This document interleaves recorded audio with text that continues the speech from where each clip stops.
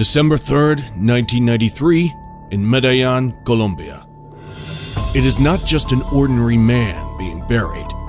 He is the most powerful drug lord of all time. Some called him Robin Hood, while others, a terrorist and drug lord. That day, the crowd was so large that the Colombian police and army had to maintain order at the funeral. But why were 25,000 people at the funeral of the most wanted criminal in the world? Why so much chaos and sadness? To learn about the day of the funeral of the biggest drug lord, keep watching this video. The horrifying day of Pablo's death. Don Pablo, after 16 years as a drug kingpin, his end was near. He was on the run from everyone, from the Colombian American government to the rivals of the cartels, and everyone wanted him. But there was a big problem. No one knew where he was. But the CIA already had Pablo's family under control, and they were waiting for Pablo's fatal mistake. On December 2nd, 1993, Pablo called his son. Pablo knew this was a risk, but perhaps he saw that it was over, and he wanted to hear from his son one last time. This was for the CIA to locate Pablo in Barrio Los Olivos, a neighborhood in Medellin.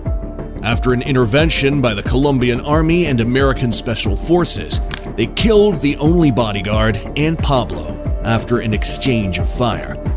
Immediately after that, Viva Colombia was heard on the radio.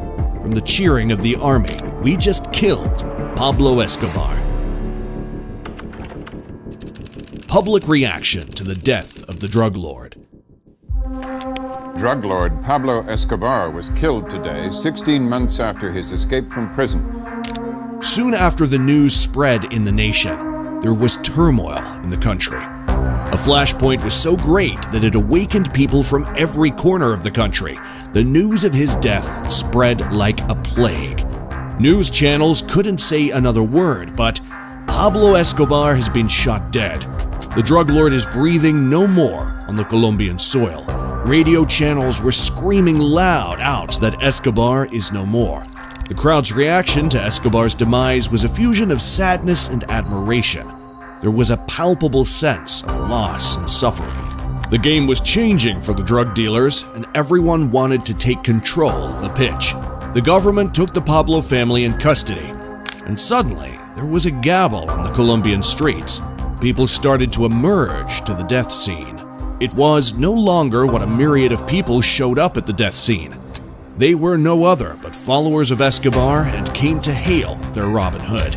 He was a ruthless cocaine baron to government, but a hero to the people of the hillside of Medellin.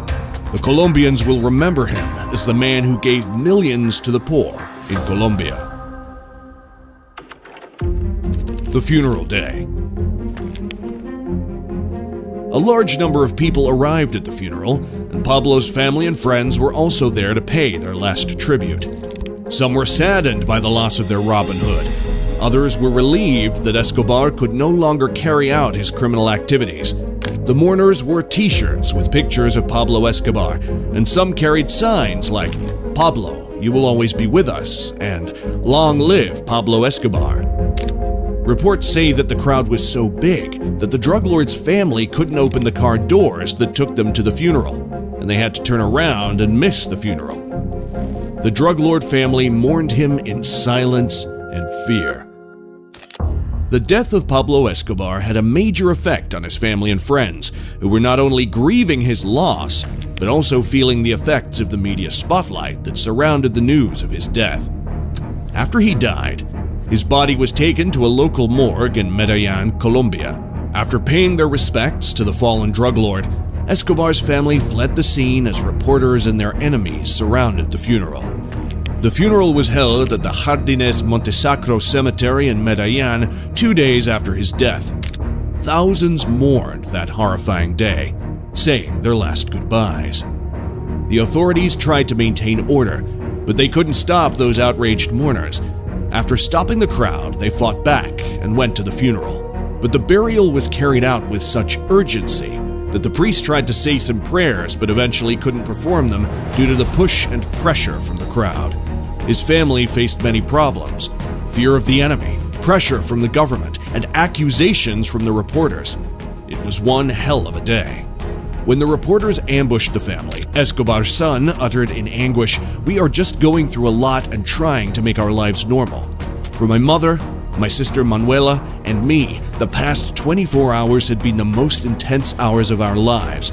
Not only did we have to deal with the terrible pain of losing the family head in such a violent way, but the funeral was even worse. This day changed so much. Some lost their family head, some lost their hero, while others got rid of the most notorious criminal on earth."